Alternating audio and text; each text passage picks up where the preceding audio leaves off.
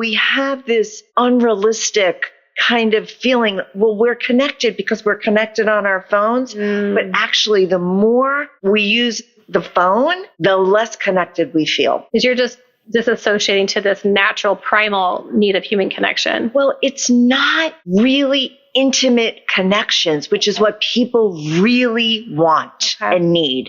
The intimacy that you need. It's fake. You could say whatever you want. It is.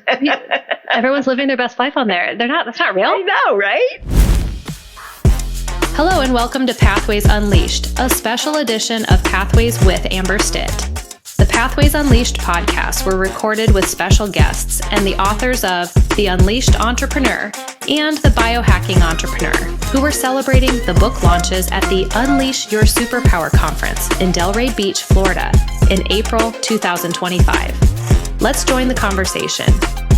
Thank you for coming, and I'm excited to be able to hang out again since last year. You were fun to meet last year. I know. We had a lot of fun last year, and it's so good to see you again. You've been up to some things that I want to talk about. We're going to celebrate being authors, celebrate our other co-authors, and you're going to stay through this weekend? I'm going to be involved the whole weekend. Okay, so we need to do a little cheers. You have this. Let's do a book cheers. You're in Impact, right? No, I am not. I'm in the biohacking book. And that's hot off the press. Yeah, look at this. The Biohacking Entrepreneur. You know what? I haven't seen it in person. Nobody has. This was beautiful. Like we told them, you got to bring it in. Oh my gosh, I love it. I've been reading the different PDFs. So that's where I'm touching the books and I'm like, all right, Eileen, which one? Hot off the press. Yeah. Getting to know you and the work that you're doing, I think it's like the perfect ending of the day. We have Jason who's going to wrap us up and has had us here all day donating his space to us. So shout out to the Owl Networking app. You've been here all day. You must be exhausted. We're talking about water fasting. I'm legit water fasting right now. And that's okay. Okay. You know when you get in the state of flow and you just have to keep going? Yeah. And then you'll see me later. Don't have a glass of wine because you'll be out cold. You know what? I gave up drinking a while back. To see how I did make a note. I just didn't read it. You're this 15th person today. So I think it's great that we're closing the co-authors. Jason is a new one. But the community aspect of where you've come from, like you've been working with women primarily, correct? Yes. Psychotherapist, clinical social worker, that's to the core who you are. But I want to touch on the community and the things that we're, I think, becoming a little more aware of now, like what we need as humans and women especially. But what you saw in the last 5 years has really activated this new world that you're in. So I don't know if you want to go origin story with me, but it's very important to you to make sure women are not, I don't want to say left behind, but not paying attention to the community that they need and deserve. And you're helping pull people together with your work. So that's exactly it. So, not necessarily origin, like starting from when I was a little girl, but, listen, I think when we all survived this pandemic that we went through, so many things were really triggered in a lot of us. And in women especially, the loneliness aspect was really triggered. Now, the loneliness epidemic was already identified and was already sort of, been worked on. Dr. Vivek Murthy, he was the Surgeon General. He had identified that. But what happened during the pandemic, it got exacerbated. It got so loud in the quiet. Were people feeling less hopeful? They were so lonely. Yeah. And I think people's fear of getting sick, of being in crowds, of being together, really kept them isolated. Yeah. And, we have this unrealistic kind of feeling, well, we're connected because we're connected on our phones. But actually, the more we use the phone, the less connected we feel. Because you're just disassociating to this natural primal need of human connection. Well, it's not really intimate connections, which is what people really want and need. The intimacy that you need. It's fake. You could say whatever you want. Everyone's living their best life on there. That's not real. I know, right? But it can be a mental trap. John at Neuroscience was just talking about dopamine hits and how they're triggering certain things. But then if you can't go anywhere, like as kids, we would maybe sneak out of the house and go find the action. We weren't sitting on our devices just scrolling. Wow. So we were living and maybe causing some trouble, but we were going for the real life activity. Yeah, listen, when I was a little kid, I got home from school and my mother would tell me, get in your play clothes, get out of your school clothes. I'd get in my play clothes and I'd be outside with the kids in the neighborhood. Kids don't do that, now. First of all, they have, these devices. And also, I think there's a lot of fear about letting your kid out on the street alone. Well, so there's that. There's like this whole anxiety nation. I forget the podcast where people are saying, let your kid go walk to the wherever. Like, you guys are causing some of the issue. And I'm like, I got to work on that too with my 6-year-old. But I think you bring a love element to it. Like, you talk about intimacy, but it's not always like male, female. You're talking about connection. Real deep connection where you feel safe, where you feel seen, where you're heard. And that creates that connection with other people that we need. In the book, The Biohacking Entrepreneur, I talk about community and connection is the ultimate biohack. Now, do you feel it has to be in person or can it be virtual? Because we talked about virtual as far as like social media, but can you really have an impact, say, like on LinkedIn, meeting people? Do you feel like face-to-face is better? I don't think virtual is worse than in person. It's different then. Okay. Because when you're in person, there's the energy of what is felt in the room. There's the cues. There's the body language that you don't necessarily pick up on virtual. But I will say that the virtual gives you another, opportunity to look eye to eye to somebody. Okay. Like on Zoom. Yeah. You're looking eye to eye. Okay. And so you can't escape. And that creates something, like a focus that you don't get necessarily in person. You don't have all those distractions that you have, in an environment. And it's not an or. Yes. And I mean, we connect in person, but then we have the availability to meet with our community through Unleash, Wendy, Patricia, and now here we are today. So I guess both are very necessary. Yes. This episode of Pathways has been brought to you by Owl. Owl gives you access to new networks and valuable contacts, otherwise unreachable without a referral. Get in touch instantly in real time on a private one-on-one audio call. Search through vetted professionals to connect with the people you are looking for. Download the Owl app today and expand your reach.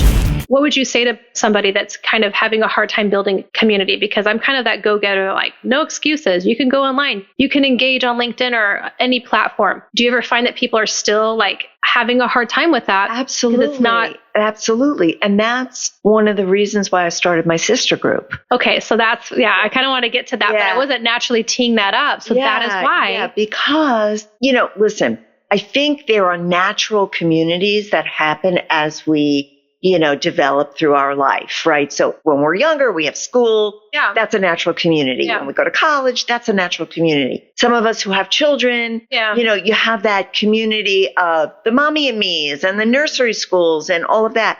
There's this natural community. But when we get to a certain age, not you yet, but like women who start to get into their 50s or so, they start to realize that they don't have that same community. And especially during the pandemic when they didn't even have the work community. Because, there's so much to be said. You can't go to, church, all these things. Right. There's no church. There's no water cooler. Yeah. Water cooler is a very important, third place, we call it. That was like the third place that we could meet people, at the water cooler. And so women are really in their, midlife, start to say, I don't have those same communities. I don't have those same opportunities. Yeah, they could volunteer. Yeah. They could join a book club. They could play mahjong, let's say. They could, volunteer for a charity. But not everybody has the confidence to do that. That takes courage sometimes and bravery and vulnerability to get out there and really put yourself in a position of, okay, I want to do this. Remember when we were younger, we had to go to the bathroom with our friend. You couldn't even go to the bathroom alone. And that's how a lot of people feel, like they don't want to go alone to places. Well, that is something that they're automatically provided relationships at times in school. And I think there is a demographic. I can think of my mom. I was just with her. We're talking about outside of Bible study, outside of the job. If she quits her job, she's way too available. That's right. As grandma and spouse. Too available. Mom, help me. But you have to go and make your new friends. Yeah. You have to make your friends. Yes. And maybe it's not all going to work out perfectly, but people are also busy too. So I think having a place that you can pull in a trusted source of like-minded, but like learning from each other. Yeah, well, like as a psychotherapist, what's really important is we have to reestablish and kind of create a new identity for ourselves. Sometimes that's scary. Sometimes that's painful. Sometimes that's so overwhelming. You don't even know where to start. So that's why I think, going into therapy, and sometimes we're avoiding things because we've had trauma as a child or, growing up. So I think psychotherapy helps with that. Okay. But I think my sister group, which is not a psychotherapy group. Okay. Yeah. It's a group of women that I've gathered together, and it's open, and it's like a hybrid because I do have women that join us from California, let's say, and across the country, and we have in person as well. Okay. And so we gather together. Usually I have a theme for the month. We talk about it in terms of, like, for example, in April, it was, spring, it was Passover, it was Easter. So many great themes that we could talk about. Freedom, renewal, recharge, planting seeds, all of those things. So I usually take a theme every month and we talk about it. And of course, the more we get together, the more safety we feel, the more confident we become to share, and it becomes so intimate. There you go. Okay. I'm trying to create a community that feels safe, that feels loving, that feels supportive. We have like this WhatsApp that we follow up with, and everybody's always texting all month, things that are happening, the good, the bad, the ugly, and women are there to support each other. Because, for so long we've been told we have to do it alone. And that's not true. Do you think they might feel that if they're not doing all, because, like you talked about motherhood, or we want to take all these things on so we can say we've made like a production, almost like setting yourself up with this. Not everyone's a business owner, I guess is where I'm getting. You set yourself up to these metrics, supposedly. So then if we're not doing it ourselves, if we need help, there's something weird about that, is where I'm trying to say that it is important. Well, we've been taught. Yeah. As women, we're expected to do it all alone. We're the ones taking care of the families, and we're the ones taking care of the emotional needs of the family. And when we have to reach out for help, it's viewed, but, it's changing little by little, but it has been viewed as a failure. Well, and I didn't want to use the F word, but that's where I think that if we're not doing all these things and hitting this level of whatever it is for the individual, if we need help, there's something weird that. Yeah. And I think it's men and women too. There's something broken with us. Yeah. There's something wrong with us. We're not supposed to ask for help. We're supposed to do it all alone. And the community aspect is really weaving in, but we know that because we are in this Unleashed community and beyond. You're listening to Pathways with Amber Stitt. For more episodes like this, plus so much more, check out the podcast page at amberstitt.com. Let's take action together. Now let's get back to our episode. Well, I'm so passionate about this between my sister group, my book that I just wrote. Okay, so let's talk about this. That is a beautiful cover. Thank you. I'm so excited. I just got my cover and I'm so excited. So this is brand new cover. The Circle of Sisterhood, Lonely No More. I haven't published it yet, but I'm launching it very soon, but talking it up because that's what I've been doing this whole time since the pandemic. I've been working on gathering, on sisterhood, on loneliness. I have a huge summit coming up in June, gathering women. Okay, so let's talk about that. How do people find out about that? They can go to our website, which is www.sistersofzion.com. So it's SISTHERS. Of Zion. They can go on there. They can buy tickets. You can go virtually if you want. Yeah, that was my next thing. We'll link up a lot of this that you provided to me in the show notes, but I want people to maybe meet you because you're local. Yes. If they meet you this week, I want them to know there's more to talk to you about for these events or to link up to your community too. If they're going to be at the event this weekend, look for me. I have a vendor table. We'll connect heart to heart. I promise. And you can learn more about me and you can learn more about all the, different events that I'm having. Yeah. I want to know when this launch is happening because I'm a really big stickler on covers and I know the perfect place for that book at my house. So, all right. So we have to wrap up. Okay. But we're not done. I know. There's more to go. Oh, there's so much more. And I'm excited that you're going to be at the event. So I'm going to be here all weekend. But yeah, let's keep connecting. And I want to be able to help pull people to your sister's group too. So yes, I really think we can collaborate, we can connect, and we can really help a lot of women. Yeah. We really can. Yeah. Good to see you again. Same here. Thanks for being on the show. Okay. Thanks for having me. And congratulations. I hope to see you all this weekend. Thank you for joining us for this special edition of Pathways Unleashed, recorded at OWL headquarters here in Delray Beach, Florida. Join us for more powerful conversations with real people who dare to design life on their own terms. Until next time, keep taking action on your unique path.